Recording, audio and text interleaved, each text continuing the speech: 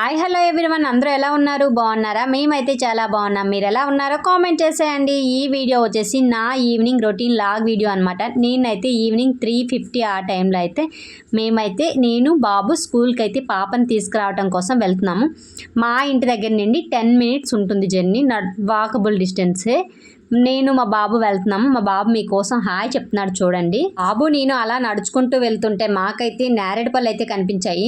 ఆ నేరేడుపళ్ళు చూడగానే చిన్నప్పుడు మేమైతే చెట్లెక్కి చిన్న చిన్న నేరేడుపళ్ళు, అవి చాలా స్వీట్గా ఉండేవి, అవి అయితే వచ్చాయి. ఇప్పుడైతే ఆ చిన్న చిన్న నేరేడుపళ్ళు అనేవి ఎక్కడ కూడా లేవు, అన్నీ చాలా పెద్దవి. సెంబో నేరేడే ఇది అంటారు కదా, ఆ నేరేడుపళ్ళు అయితే కనిపిస్తున్నాయి.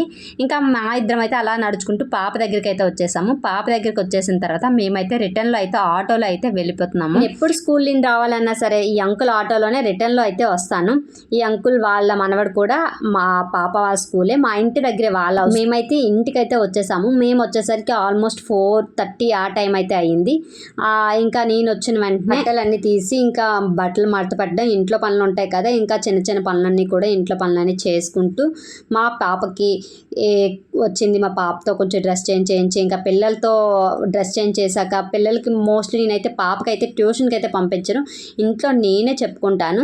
ఇంకా అలా చెప్తూనే పాపకి ఒక సైడ్ హోంవర్క్స్ చేపిస్తూ నేనైతే ఇంట్లో పనులు అయితే చేసుకుంటూ ఉంటాను ఈవినింగ్ టైంలో. మా పాప కూడా ఫస్ట్ క్లాస్ నుంచి కూడాను తన హోంవర్క్స్ తను చేసుకోగలదు. బట్ ఏంటంటే కొన్ని అంటే తనకి డైరీలో చూసి కొంచెం చెప్పాలి, ఈ హోంవర్క్ ఇచ్చారు అని చెప్తే ఇంకా తన దగ్గర ఇంకా నేను ఉండాల్సిన లేదు, తనే చేసేసుకుంటుంది హోంవర్క్స్ అన్నీ కూడాను. ఇంకా కొత్తగా నేను ఏదైనా పాపకి తెలుగు చదివించడం, ఇంగ్లీషు అంటే ఎలా చదవాలని చెప్పడం, అవైతే ఇంకా నేను కొత్తగా ఇంటికి వచ్చిన తర్వాత చెప్తూ ఉంటాను. ఈ రోజు అయితే మా పాప ఏం చేసిందంటే నా సిగ్నేచర్ కాపీ చేసి రోజు డైరీలో సిగ్నేచర్ అయితే పెట్టేసుకుంటుంది. నేనైతే చూసి షాక్ అయ్యాను, ఇదేంటి నేను ఎప్పుడు పెట్టానా అని చెప్పేసి సేమ్ నేను ఎలా సిగ్నేచర్ పెట్టానో తనకు కూడా అలానే పెట్టింది. పాపతో హోంవర్క్స్ అన్నీ చేపించేసి నేనైతే ఇంకా మా ఇంటి ఎదురుగా చిన్న బాబు ఉంటాడు, ఆ బాబుని తీసుకొని వచ్చి కాసేపు వాడితో ఆడేసిన తర్వాత నైట్ డిన్నర్లోకి నేనైతే రాగి చపాతీ చేద్దాం అనుకున్నాను. రాగి చపాతీ కోసం మీకు ప్రాసెస్ కూడా చెప్తాను వినండి. ఫస్ట్ అయితే ఒక కప్తో అయితే వాటర్ తీసుకున్నాను, అందులో కొంచెం సాల్ట్ కొంచెం ఆయిల్ వేసి అవి బాగా వాటర్ అయితే మరుగుతున్నప్పుడు మనం 1 కప్పు వాటర్కి 1 కప్పు కన్నా కొంచెం ఎగస్ట్రా పిండి అయితే వేసి లేకుండా కలుపుకొని పక్కన పెట్టేస్తే అది కొంచెం చల్లగా అయిన తర్వాత మనమైతే చపాతీ ముద్ద ఎలా పిసుకుంటామో సేమ్ అదే స్ట్రక్చర్ వచ్చినంత వరకు కూడా కలుపుకోవాలి. అలా కలిపిన తర్వాత దాన్ని బాల్స్లా చుట్టుకులా చేస్తామో వీటిని కూడా అలానే చేసుకోవాలి. టేస్ట్ అయితే చాలా బాగుంది.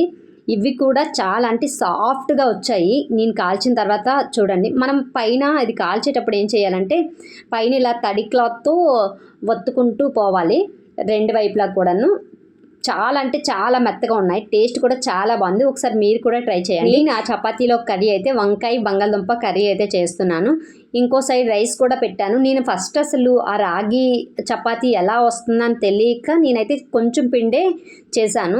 మరి అందరికీ సరిపోదు కదా అని చెప్పేసి ఒకవైపు రైస్ పెట్టేసి ఇంకో సైడ్ అయితే నేనైతే వంకాయ బంగాళదుంప కర్రీ అయితే చేస్తున్నాను. వంకాయ బంగాళదుంప కర్రీ కూడా చాలా ఈజీగానే చేసుకుంటాను నేనైతే. ప్రాసెస్ కూడా చాలా ఈజీ, కానీ టేస్ట్ మాత్రం చాలా బాగుంటుంది. వంకాయ అందులో వేసినా సరే టేస్ట్ మాత్రం మామూలుగా ఉండదు. ఈరోజు అయితే నేనైతే ఫస్ట్ ఆనియన్స్, పచ్చిమిర్చి, కరివేపాకు బాగా ఫ్రై అయిన తర్వాత ఈ బంగాళదుంపలు వేసి అందులో పసుపు ఉప్పు వేసి అవి కొంచెం బాగా ఫ్రై అయిన తర్వాత అందులో టమాటాలు వేసి, టమాటాలు వేసేటప్పుడే అల్లం వెల్లుల్లి పేస్టు, ధనియా పౌడర్, జీలకర్ర పౌడర్ వేసి అవి బాగా టమాటా మొత్తం స్మాష్ అయినంత వరకు ఉంచి అవి బాగా మగ్గిన తర్వాత అందులో కొంచెం కారం వేసి వాటర్ పోసి ఉడికించుకుంటే మన కర్రీ అయితే రెడీ అయిపోతుంది.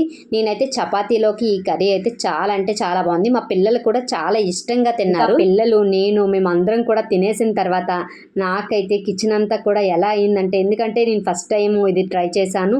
ఈ పిండితో మొత్తం కూడా చపాతీ చేస్తే పిండి మొత్తం కింద ఇదైపోతూ ఉంటుంది కదా, ఇంకా అలా అయితే అయిపోయింది.